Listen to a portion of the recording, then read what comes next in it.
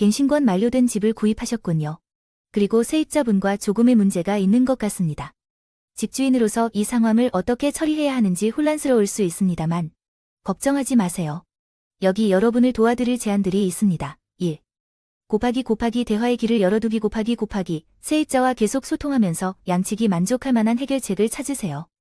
세입자가 집을 보여주지 않은 상황에 처해 있다는 것을 이해한다는 점을 표현하고 본인의 상황도 설명하세요. 아이의 존재와 원룸에서의 생활이 불편함을 초래한다고 말씀해보세요. 2. 공감 세입자의 입장을 이해하려고 노력하세요. 그들은 집주인의 관점으로 보지 못할 수도 있는 독특한 도전에 직면할 수 있습니다.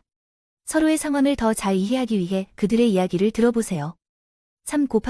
타협을 모색하기 세입자에게 여러분의 상황에 대한 이해를 구하고 그들이 떠나기까지 2달을 기다릴 수 있는지 물어보세요.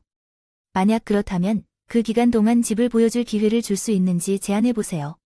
그렇지 않다면 양측에게 적합한 중간 지점을 찾아보려고 노력하세요.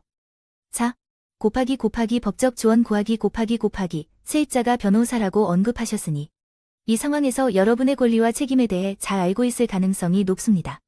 여러분의 상황을 설명하면서 부동산 변호사와 상담해 법적 조언을 받는 것이 좋을 수 있습니다. 5.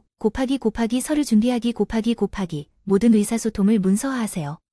이메일이나 문자 메시지를 통해 세입자와 한 대화를 기록하고 합의된 사항이나 이해한 바를 적어두세요.